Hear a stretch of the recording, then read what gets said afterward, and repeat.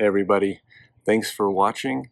I'd like to give a quick shout out to Dan Diceman, STEVEPXS, and Michael Wong, who helped with feedback to get this shredder cartridge reloaded much more quickly, efficiently, and cleanly with a great outcome. So this should make the whole process very simple, very quick, and hope you enjoy. Please feel free to hit subscribe down at the bottom.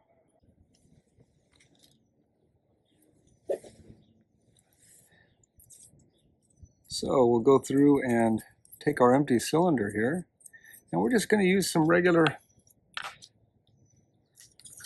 Scotch. I like the Magic tape because it doesn't really leave the residue. You can get it off without the heavy residue, and some of the regular Scotch tapes, if you leave them on for a while,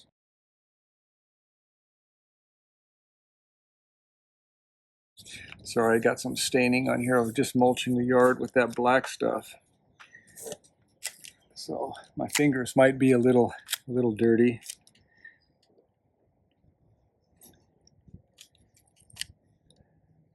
So I try to make it so the split is not over the opening of the cylinder. That way we're not leaking salt. So for here, it does help if you have a sharp blade, which I did not have on the last video.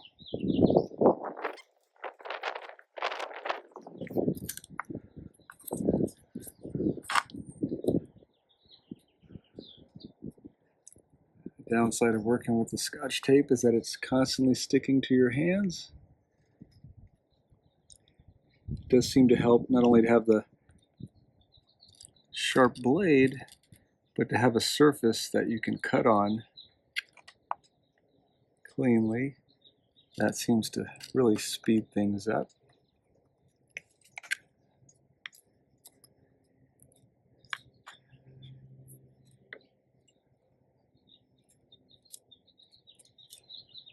Having an issue here getting the tape off my fingers.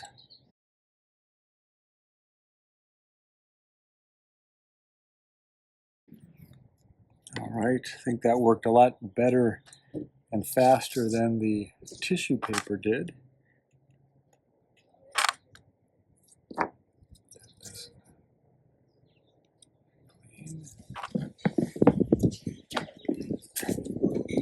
So let's load up our salt here.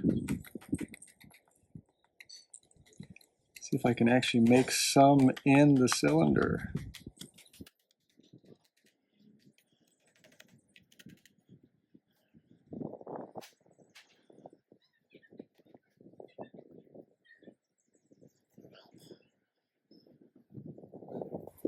All right, so now we're going to take the tape, do the same thing to the top side.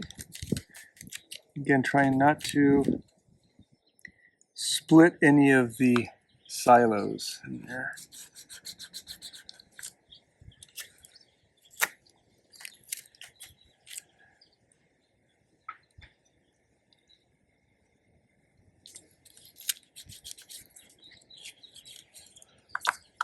All right, I'll have to cut this one out first.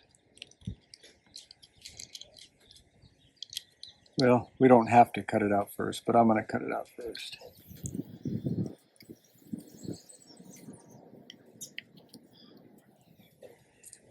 Now on this here, what I found is that if we cut this little slits upward on the ratchets, it makes it a little easier to cut the long one and get it out a little cleaner. So we're going to do that.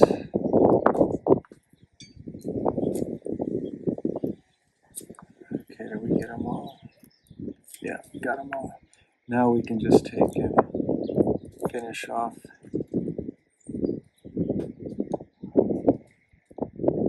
the long edge cuts.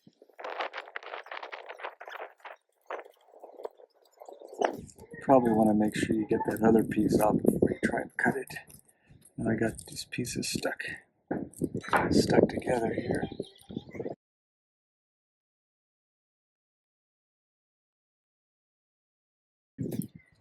So here we have our finished disc.